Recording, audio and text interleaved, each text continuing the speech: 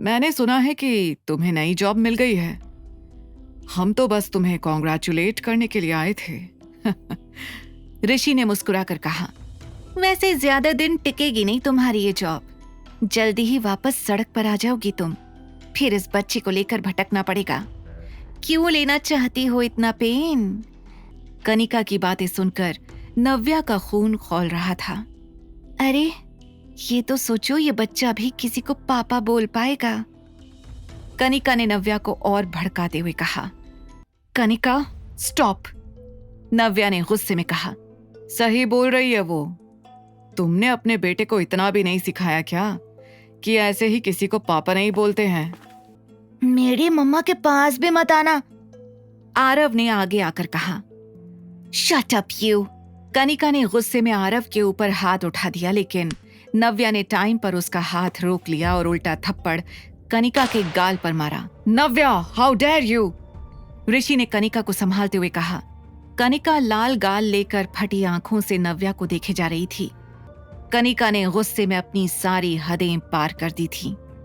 नव्या से अब एक भी शब्द और बर्दाश्त नहीं हो रहा था। उसने सामने रखी टेबल से चाकू उठा लिया और सीधे कनिका के गले पर रख दिया। Don't you dare! हिम्मत कैसे हुई तुम्हारी ये कहने की? नव्या की तेज आवाज सुनते ही रेस्टोरेंट में बैठे सभी लोगों का ध्यान उसकी ओर चला गया। कुछ तो अपनी जगह से उठकर खड़े भी हो गए थे।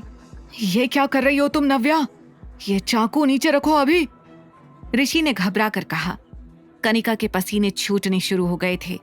उसने सोचा भी नहीं था कि नव्या गुस्से में चाकू उठा लेगी। दीदी, बहन हूं मैं तुम्हारी, ये क्या कर रही हो तुम?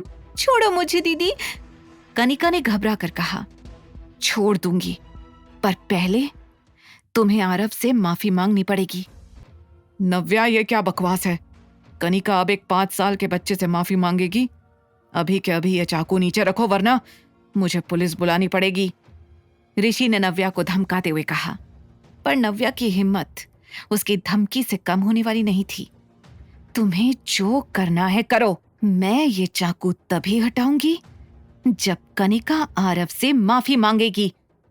वेरी गुड मम्मा, वेरी गुड, आरव ने पीछे से नव्या को चीयर अप करते हुए कहा।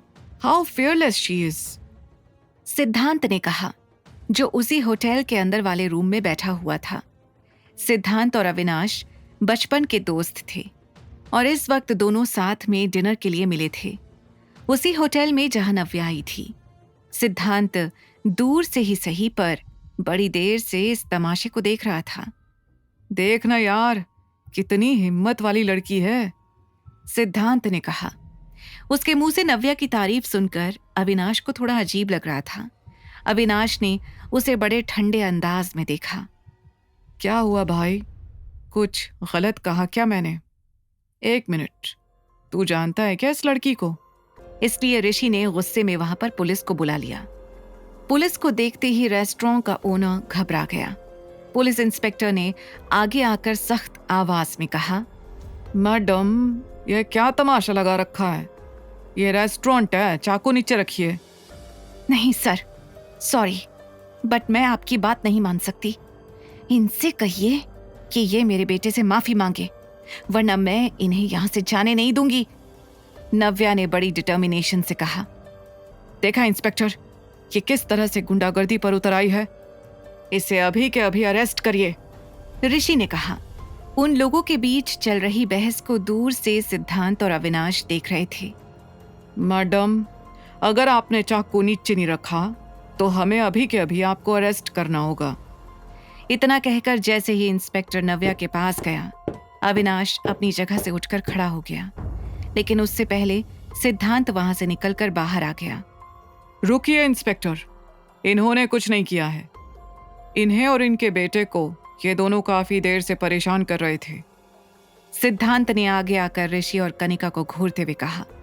उसकी आवाज सुनते ही इंस्पेक्टर ने मुड़कर कहा, अरे पांडे सर, आप यहाँ? सिद्धांत सीनियर इंस्पेक्टर था, इसलिए उसे देखते ही पुलिस वालों ने उसे सलामी दी। सिद्धांत सही कह रहा है इंस्पेक्टर, पीछे से अविनाश की आवाज आई। ये आवाज सुनकर इंस्पेक्टर ने घबरा कर कहा, अरे अविनाश सर, आप यहाँ? सर, अगर पता होता कि आप यहाँ पर हैं तो हम यहाँ आते ही नहीं। एक ही पल में अविनाश की पावर ऋषि और कनिका दोनों समझ गए थे। नव्या, क्या चाहती हो तुम? ऋषि ने गुस्से में पूछा।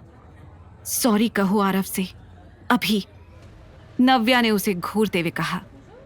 वहां खड़े लोग जिस तरह से ऋषि और कनिका को देख रहे थे, ऋषि से अब वो एम्बैरेसमेंट और सही नहीं जा रही थी। उसने नजरें चुराते हुए कहा, सॉरी आरव, हमें तुमसे इस तरह से बात नहीं करनी चाहिए थी। ऋषि की ये बात सुनकर कनिका की आंखें फटी की फटी रह गईं। ऋषि, ये क्या कह रहे हो तुम? कनिका ने चिल्लाकर कहा। वही जो तुम्हें कहना चाहिए। कनिका, अगर तुमने सॉरी नहीं कहा तो अंजाम अच्छा नहीं होगा। आगे की कहानी जानने के लिए देखें अगला एपिसोड सिर्फ पॉकेट FM के YouTube चैनल पर, और द रिटर्न के सारे एपिसोड्स को सुनने के लिए डिस्क्रिप्शन में दी लिंक से डाउनलोड करें पॉकेट FM ऐप।